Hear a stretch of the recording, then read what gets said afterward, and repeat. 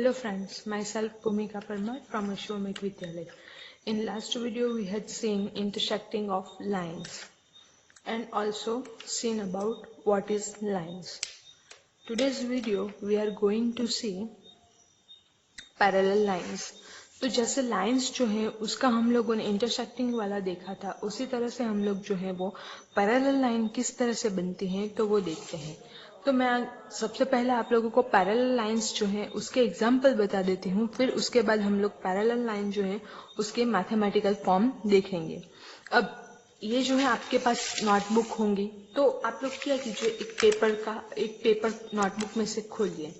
अब एक पेज खोल के क्या कीजिए कि यहाँ पे आप लोग देख सकते हैं, तो ये जो लाइन है यहाँ से लेके यहाँ तक पूरे पेज में लाइंस ड्रॉ की गई हैं। आप लोगों के पास सिंगल लाइन नोटबुक्स जो हैं या फुल स्केप हो या तो फिर स्मॉल साइज की हो, जो भी हो वो नोटबुक आप लोग देखिए। तो उसमें आप लोगों के पास क्या होता है कि ये जो पेपर है तो यहाँ पे सारी की सारी लाइंस जो है वो ड्रॉ की हुई हम लोगों को दिखाई देती है।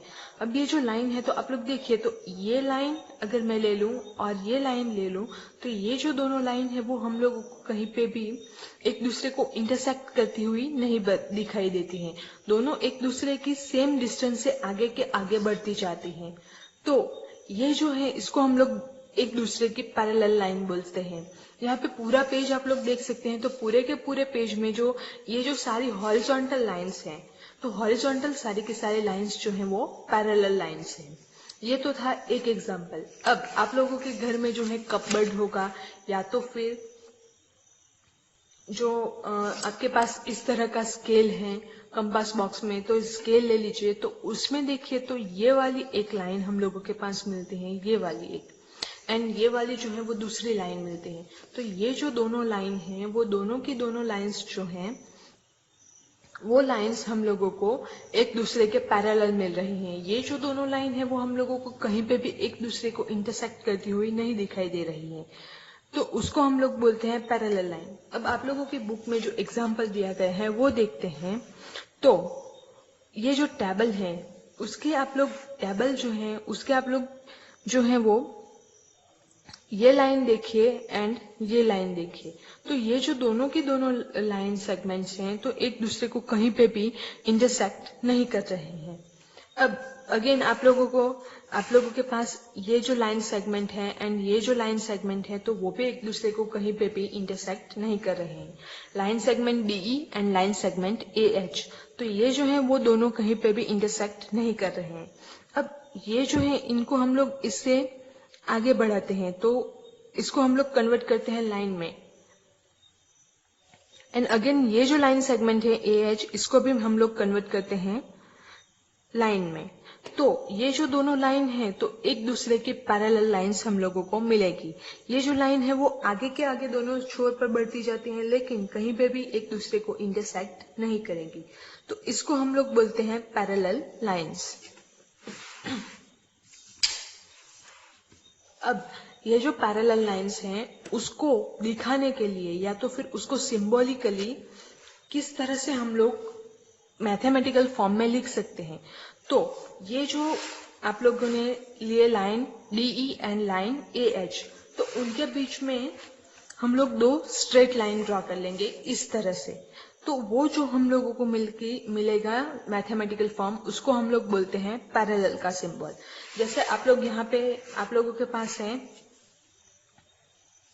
AB एंड CD, तो अगेन ये जो दोनों लाइन सेगमेंट है इसको हम लोग आगे के आगे जो है वो लाइन में कन्वर्ट कर लें दोनों लाइंस को, तो वो भी दोनों जो है वो एक दूसरे को कहीं पे भी इंटरसेक्ट नहीं करेगी। तो वो जो है उसको हम लोग बोलते हैं पैरेलल लाइन।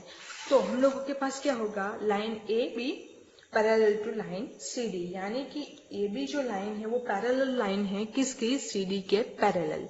तो इस तरह से हम लोग जो है मैथमेटिकल फॉर्म में पैरेलल लाइन को लिख सकते हैं। अब आप लोगों के पास एक और एग्जांपल है L1 पैरेलल टू L2। जैसे दो हम लोग लाइन ले लें L1 एंड L2, तो हम लोगों के पास जो है वो दोनों पैरेलल लाइंस का सिंबल इस तरह से हम लोग लिख सकते हैं। अब जैसे मैंने आप लोगों को एग्जांपल दिया, तो ये जो है opposite edges of a ruler, यानी कि ये वाली एज एंड ये वाली एज, तो अगेन वो भी पैरेलल लाइन का एग्जाम्पल है।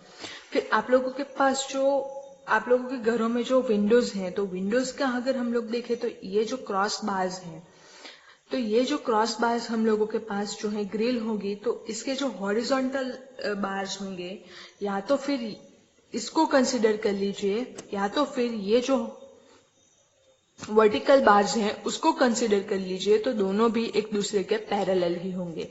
उसी तरह से आप लोगों के पास हम लोग जो रेलवे में ट्रैवलिंग करते हैं, तो रेलवे में अगेन जो दोनों पटरियां होती हैं, तो ये जो दोनों पटरियां हैं वो भी एक दूसरे के पैरेलल लाइन हम लोगों को मिलती हैं।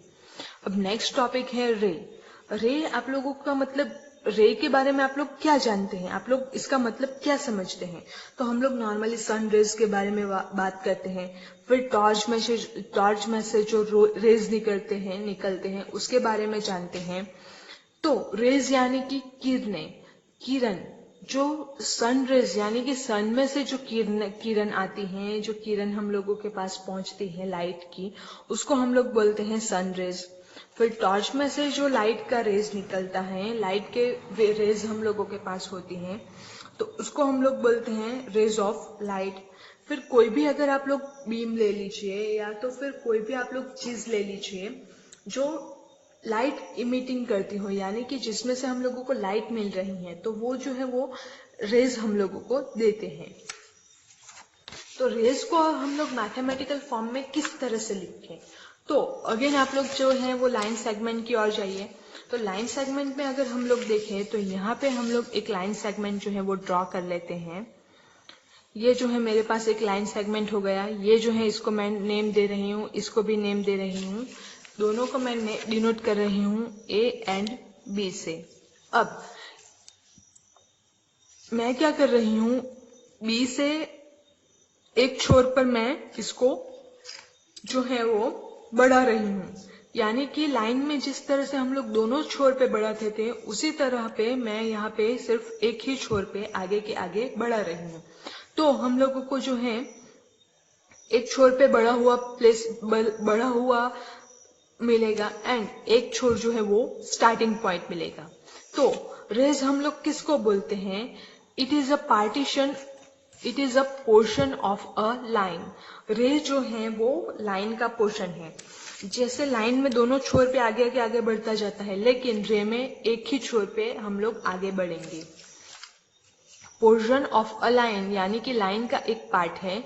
It starts at one point. ये जो है वो एक पॉइंट से स्टार्ट होता है, जैसे यहाँ पे स्टार्ट हो रहा है ए से। कॉल्ड स्टार्टिंग पॉइंट और इनिशियल पॉइंट। तो इसको हम लोग क्या बोलते हैं?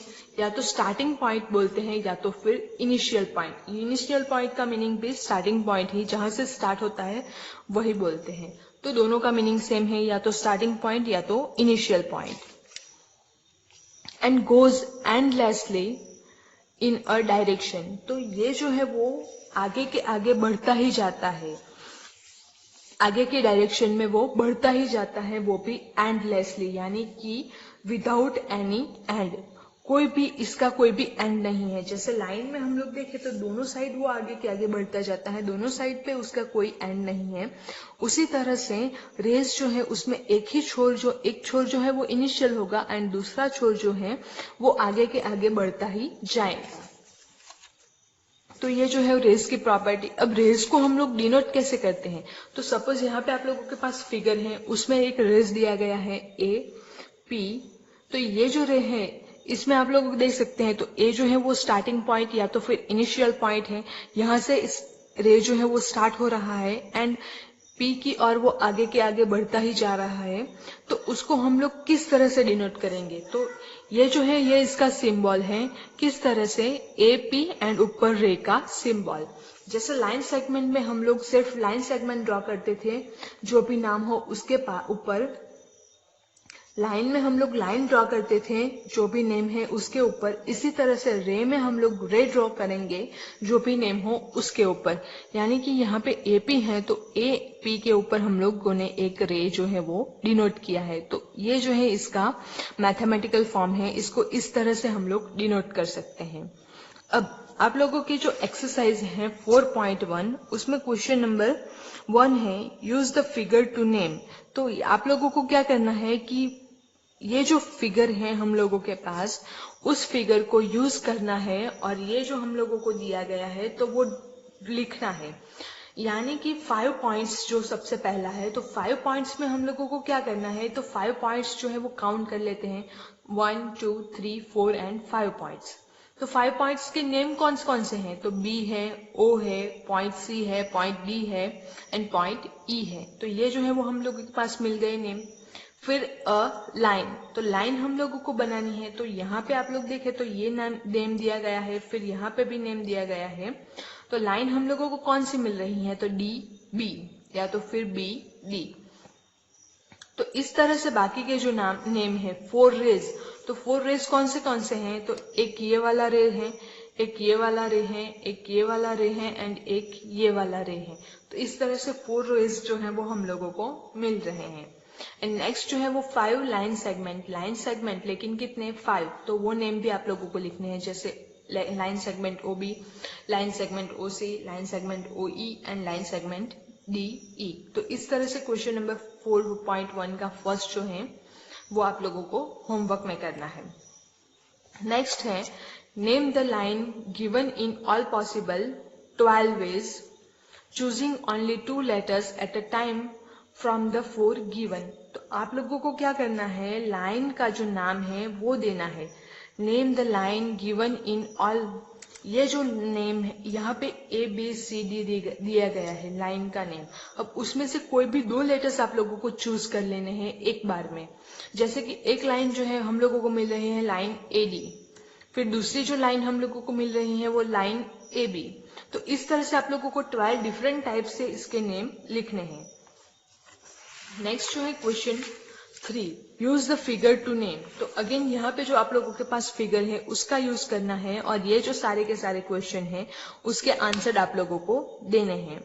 अब क्वेश्चन नंबर 5 में क्या है, how many line can pass through 1 given point and 2 given points. तो ये जो है ये क्वेश्चन मैं आप लोगों के लिए थिंकिंग के लिए छोड़ रही हूँ। ये आप लोग इसके बारे में थिंक कीजिए, नेक्स्ट वीडियो में हम लोग यहाँ से आगे कंटिन्यू करेंगे। सो आप लोगों के लिए होमवर्क में क्वेश्चन नंबर 1, 2 एंड 3 क्वेश्चन जो है वो होमवर्क में करने हैं। Thank you.